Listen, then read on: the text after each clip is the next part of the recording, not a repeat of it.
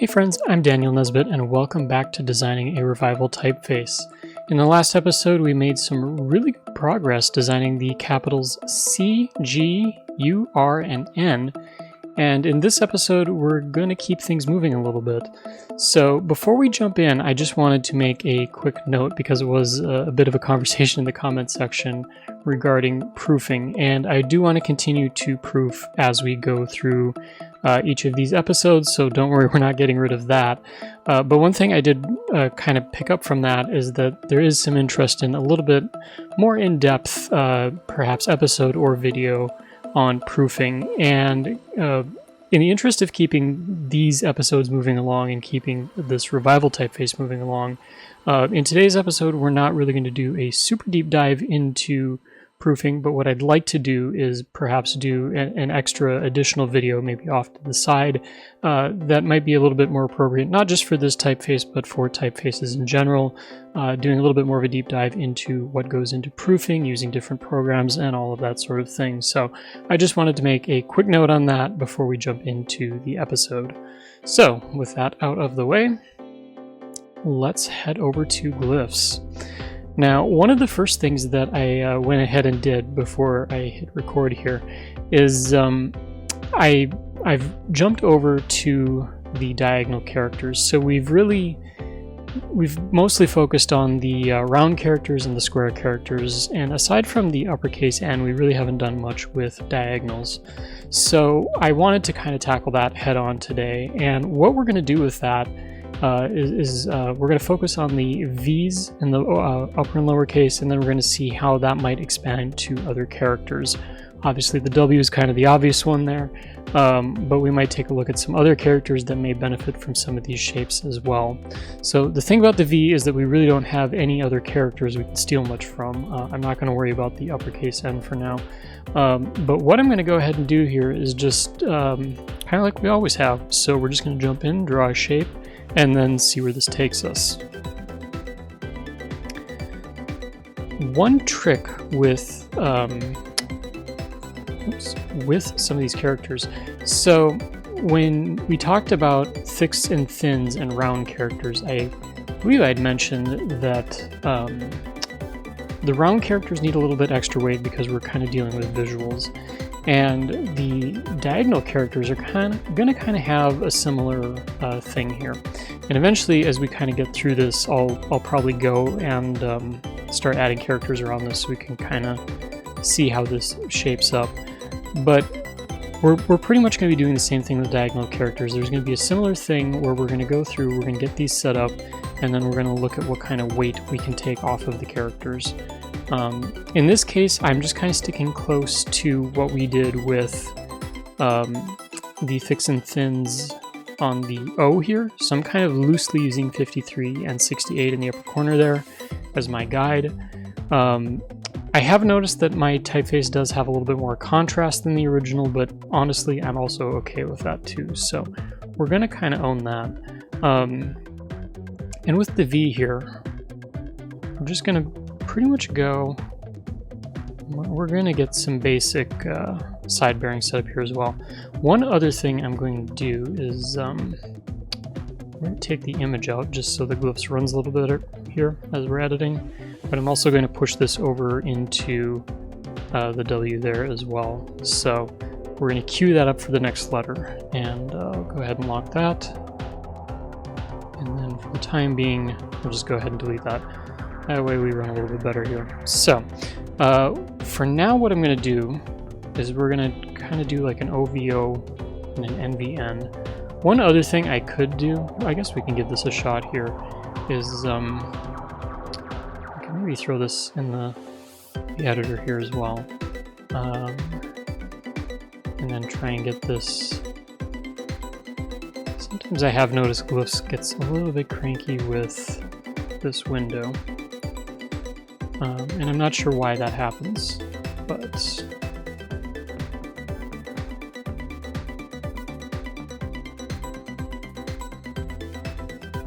maybe it'll cooperate today, maybe it won't, who knows. It seems to not want to go for me. Well, for now, I guess we'll leave that out of the way so we can keep this moving. But maybe what I'll do is we'll just kind of use the bottom down here a little bit. And the reason that I'm doing this is that I want to see how the thicks and thins are kind of stacking up against some of these shapes here, particularly on the O. That's kind of where I'm starting. So immediately off the bat, that feels a little light. And so I'm just comparing the width of this roughly to the width of the vertical there. I could go through, and I've done this in other letter forms as well, where we just create a circle. So in this case, that's 53 by 53. So you could do something like that. And depending on the typeface, sometimes I think that works, sometimes I don't think it does. I don't think that works here. So what we're going to do is I'm actually just going to go ahead and kind of thicken up both sides here. And pretty much what I'm after is, does this look about as thick as this? Does this feel about as thick as this? And that's mostly what we're working off of here. If I look down here, especially at the smaller scales, I think that kind of gives me a little bit more kind of an idea of where I'm at. I'm also trying to be careful, so right now it's about 5 units difference between the thick and thin here. And I'm kind of going back and forth if I like that or not, to be honest. I do like how these match up here, these two. Maybe we just kind of nudge this back a little bit. So this goes down to 58, so that is still a little bit... It's a little bit thicker than my thins on the N and the O, but I think that might actually work out pretty well for here. The other thing that I'm going to do is we're just going to put a couple extra characters to either side, because I'm also looking at spacing too. And then what we'll do is we'll just do a row of these here, so just kind of some basic proofing. And I don't think that's too terrible. The V is going to be a little bit tricky. We might have to do a little bit more kerning with this. I think I'm going to give the nod to how it looks around round characters though. And my thought process for this is that you, at least in English, you're probably going to see this around like an O or an E or something like that. That is probably a pretty common letter pairing in the English language. So I think if it looks good here, we can kind of deal with it if we need to on something like the N. I don't know if the round of the N means that we have to kind of kern that in a little bit. Maybe we don't. We can kind of deal with that when we get to that point. But I think for now, that looks pretty serviceable. So with that out of the way, we're going to zoom in here. I'm just going to do a quick copy and paste. And then let's jump over to the W. So my guess with the W is, well, it actually looks like they narrowed it up a little bit. Which, if you've been following along in this series, we have noticed that there's certainly been moments where it seems like maybe modern type design standards weren't always adhered to when Record Gothic was created, which is totally fine. I honestly half expected that this would be just kind of two V's mashed together, so you'll have to forgive me as I kind of nerd out about that a little bit, which is totally fine, I guess. But I think something like that looks like a pretty serviceable W, at least in terms of the scan behind here.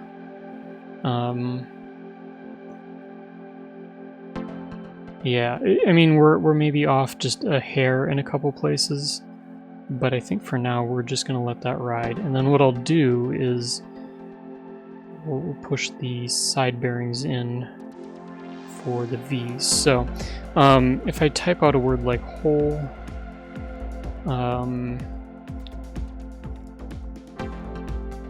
let's see, hover, kind of what I'm doing here is taking a look kind of at these apexes here, I guess is probably the best phrase for it.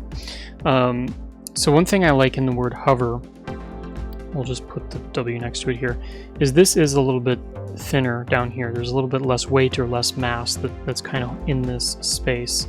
Now, we traced over the W, so you saw that this is pretty close to the original drawing, but what I'm also noticing is that there is a bit of a difference between that W and the V. I don't know that we need to go all the way down like this in the V.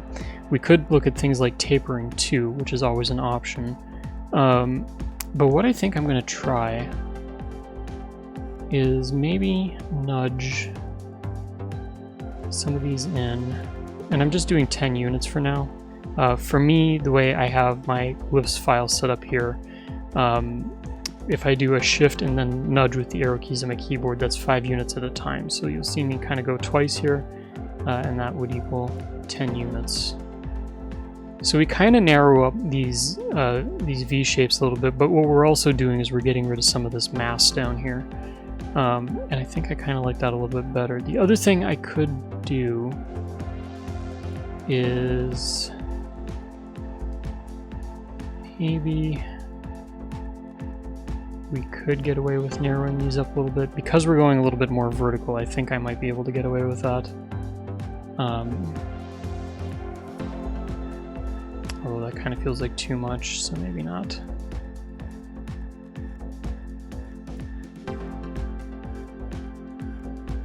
But it does feel maybe still a little bit chunky, I guess, compared to some of these other ones. And it could just kind of be the way the weight is too. One other thought. If this wants to grab, there we go. I don't think I want to go down too much on that side. Maybe we do something like this. So everything just kind of gets a little bit thinner all at once.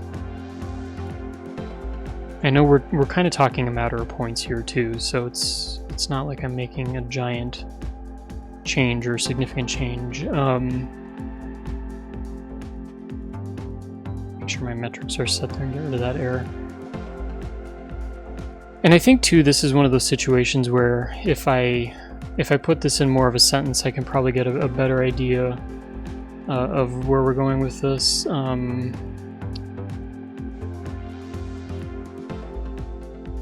I don't even think I can spell howling. That's probably not how you spell howling, but maybe we go howl. I guess that's a word, or at least a string of letters together. But I'm not exactly sure. I don't know if we're there yet. Maybe what we'll do is we'll try 5 more units. I am kind of pushing this a little bit, so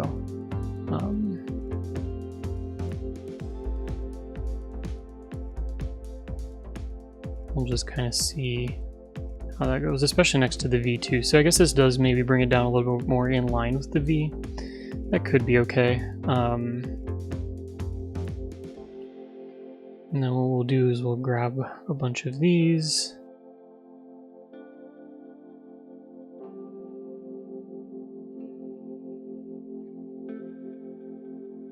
And this is one of those situations where I'm not exactly sure if it's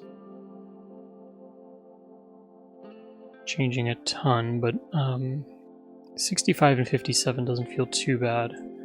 Get the side bearings reset there a little bit, but it just kind of helps take some of that weight out of it a little bit. I may come back and play around with that a little bit more, but I think for the time being, if I back up here a little bit, it just doesn't look so overpowering to me like everything else did. So, and the other thing that I'm keeping in mind too is this is probably like being used in a small to medium size. So some of this probably would close up a little bit. If you think about it from the perspective of ink, for example, your ink might fill in that space a little bit more too. So doesn't really do that on a screen, but it is kind of an approach you can consider. So I think what we'll do is we'll call those 2 letters good for now.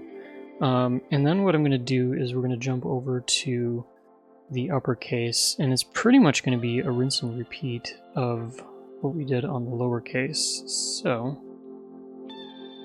I'll grab that, Let's take our V and bring that over. Just try and get it close. Now I don't think we're going to get away with just scaling the V up. As a matter of fact, I would expect that. But I think what I'm going to do, because that shape is there, and I guess this is a perk of upper and lowercase letters like V. Also looks like this kind of got knocked out of whack a little bit, which I probably bumped it. Totally fine. I can take this, just bring that back up to 0 there.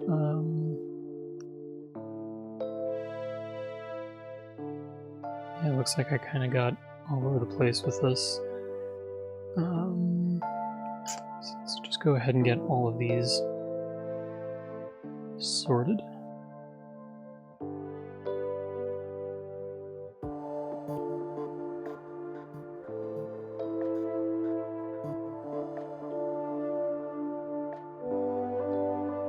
This is the downside, as my font file gets bigger to my computer. It's up just a little bit more of a protest. I think that'll cover everything. So that'll go back down to 0. And just kind of up a little bit more too. There we go. And then, rather than move the character around, we'll just kind of adjust that. There we go. Alright, so now that we got that sorted, we will copy and paste this. And I will get rid of that character. This is a point too where you could argue that I could just add this in as a component and then decompose it, which I guess I could show. If we just grab a V like that, then I don't have to copy and paste. The benefit of this is I can also scale that up a bit and decompose it that way too.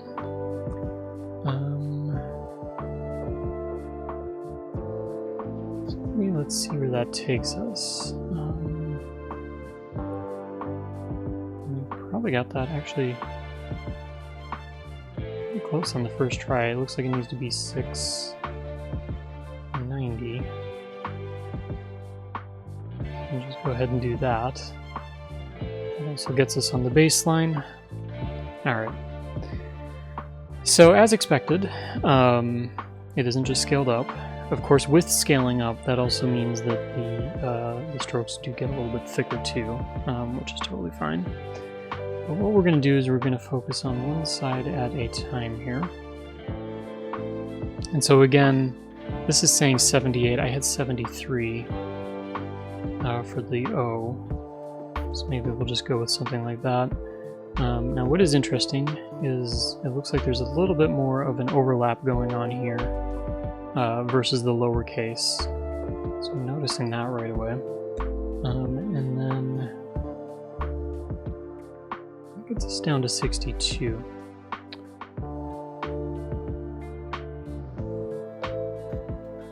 So I think we're roughly there.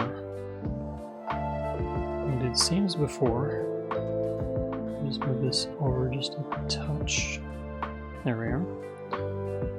And lock that in place. And we'll get rid of the image. Alright. Throw a couple O's on each side. I think I'm actually going to do the N instead of the H, only because the N has that diagonal in there. And so I'm interested to see kind of how these two feel against each other. Already I feel like there's a difference in a good way. And we'll just go ahead and throw some side bearings on for now.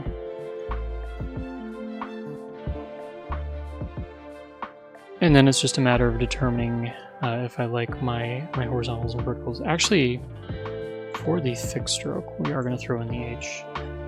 Because I just realized this is more of a thin stroke, which is more difficult to compare those. This here is more of a thick stroke. So I don't think this one looks too far off, which is great. I don't even know if this one's too far off either.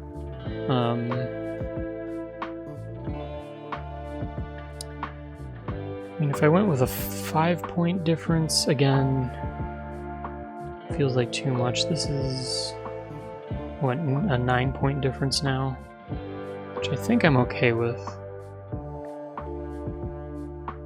It seems to kind of do all right there.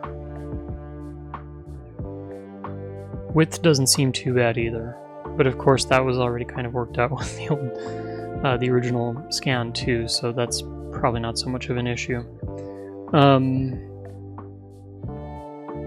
I think what we'll do too is at the end of this episode we'll go and maybe run like Word Finder or something like that,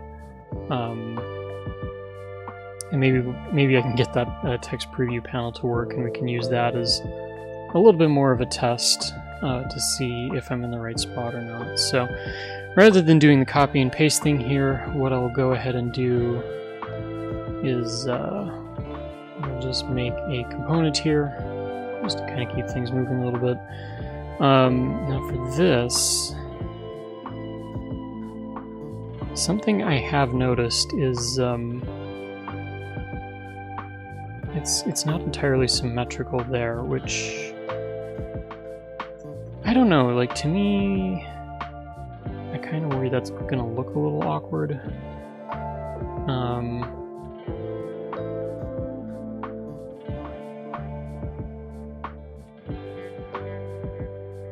So forgive me for a moment because we're just gonna maybe kind of even these out, split the difference a little bit more between the two of these.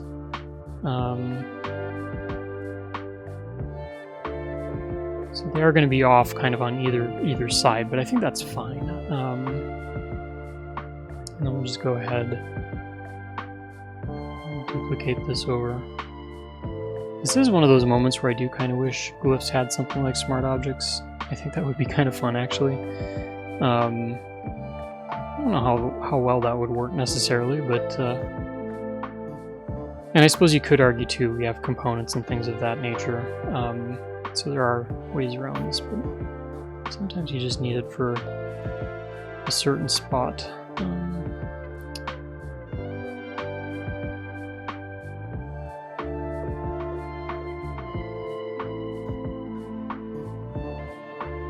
I'm just trying to get these even out here. Right now my goal is just keeping things even, and that's all that I want to do. So if we throw the V on the other side there, we'll just kind of do a similar test with these two control characters. Again, I don't think it looks too bad. 66 and 75, so we got about a 10-point difference there. That is a couple points heavier than the O, which I think is fine.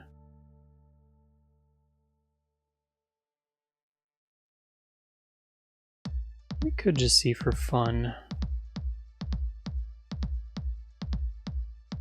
I don't think it's the end of the world, honestly, if we have a couple extra points to either side of it there. I don't think that looks too bad. If I just bring the V above there. Again, I do kind of wonder if this is a similar situation to the lowercase, where maybe it would benefit from just kind of doing this a little bit. I will add too, I know I could do a taper instead of this. And for some typefaces it seems like it was done that way. I didn't really gather that there was much with this one, so I don't mind just kind of widening it out and maybe making the bottom a little bit flatter too. I guess it is kind of a stylistic choice, but that's one that I'm okay with. I think the tough part is that sometimes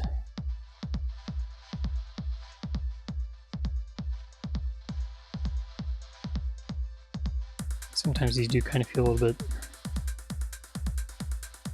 heavier. And it's probably the more lines in here too, but it does feel a little bit heavier than some of the other characters around it too. So I'm actually even taking out some weight too and just kind of seeing how that feels, especially in context. Could even kind of blur it up a little bit too. I think taking the weight out kind of helps that out a little bit, so I don't think that's looking too bad at all, to be honest. Of course, we haven't seen this in context yet, so why don't we go ahead and take a look at that. Actually, we're getting to that point where I probably just do the opposite here. Click the letters I have not done yet, and then make sure we save first. Sometimes Wordomat likes to crash, but it doesn't look like that's going to be today, which is perfect. Alright, so if we kind of back out here a little bit,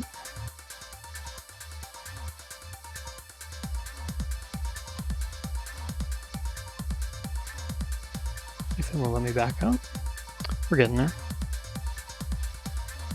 Beautiful. It's maybe a little too far.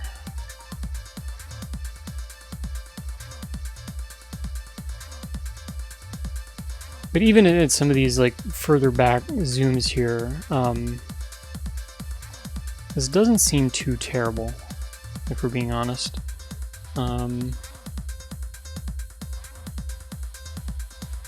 Like the W, at least here, doesn't feel like it's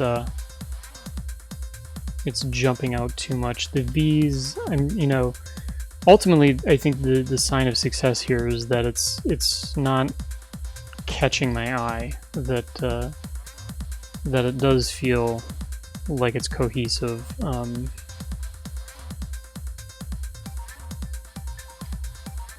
Take a look here real quick too under my exports.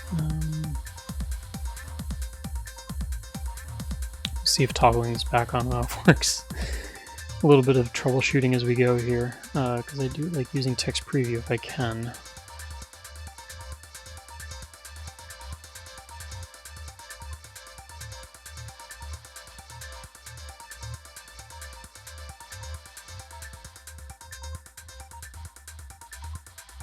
Yeah, it doesn't look like that's going to be today for me.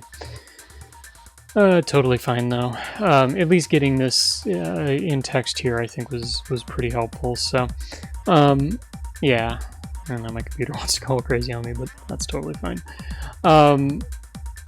But I think, yeah, just for kind of getting some of these, I guess the V is effectively a control character, you could argue. And seeing that kind of, you know, reproduced a few times here, you know, in words like even veal, which I don't even know what word that is, but it doesn't look like it's taking up too much space, too much weight, that kind of thing. So I think for now we probably could let that be, and I think that would be okay. And I think we might just call that a wrapping point on this episode. I think getting the V and the W is super helpful because now it's going to kind of help us get the rest of the alphabet. And of course there's going to be a couple of characters. We've got the S, namely, that isn't really going to adhere to much here. You know, we'll kind of have to deal with some of these on their own, but I think as far as letters like, you know, X, Y, Z, M, K, maybe even the uppercase A, just kind of having this core couple diagonal characters sorted out is really going to kind of help us fly through the remainder of the alphabet. So I'm looking forward to that because I think that'll kind of set us up to get to the finish line here.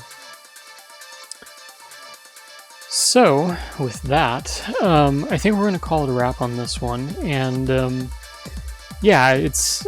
I would say at this point we've probably got a couple episodes left where we're going to go through and kind of get the rest of these characters put together.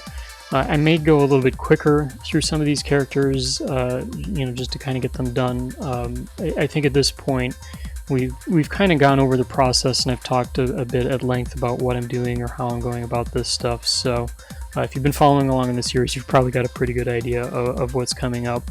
One of the things that I appreciate about Record Gothic is it does seem to have pretty predictable letter forms as far as how it was designed, and maybe that was done on purpose that way, who knows.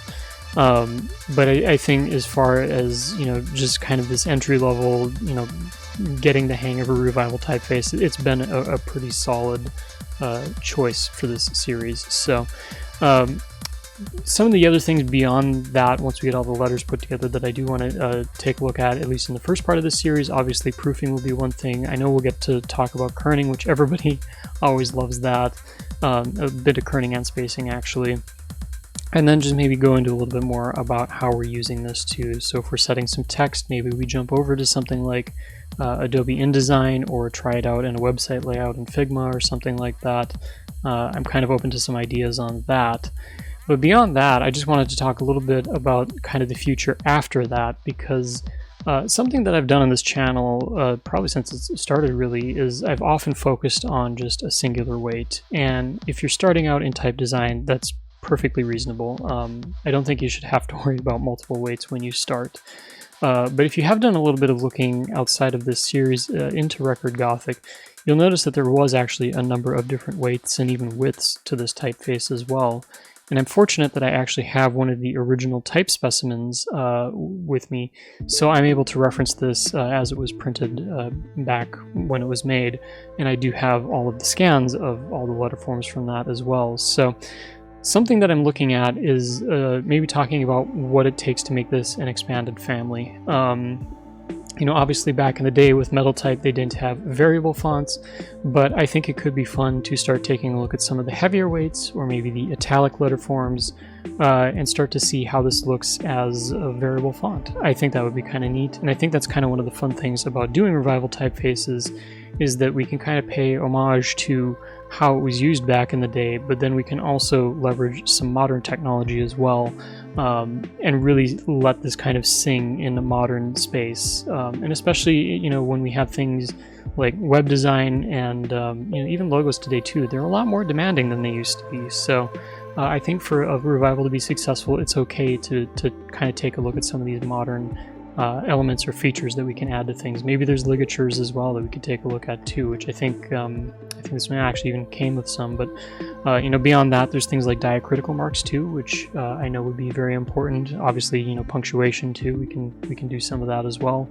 But I just kind of wanted to start to build this whole process up and really you know, share a little bit more about what I'm expecting from this series. So with all that said, hopefully you're enjoying this, and if you have, make sure you hit that like and subscribe button. I know every YouTuber talks about this, but it really, really does help, especially for other people who are trying to find content like this. Of course, if you have friends or, you know, just people you chat with online that you love sending stuff to, that you think would be interested in this series as well, you know, even sharing links to different episodes is always a massive help as well. And I just want to say a quick thanks to everybody who's reached out, whether that's in the comment sections or messaging me on social media, talking about how useful these videos have been as well. I think almost at least once a week now I get, you know, feedback from a student or somebody who's learning in their free time, even teachers and professors talking about how they're using these in their classrooms, and I just think that's absolutely amazing. So I can never say thank you enough. I honestly started this whole channel just, you know, hoping that it would help one person out, so to see that it's helping many people out is absolutely amazing. But anyway, I could go on forever, and I wanted to wrap this episode up. So thanks for watching, and we'll catch you in the next video.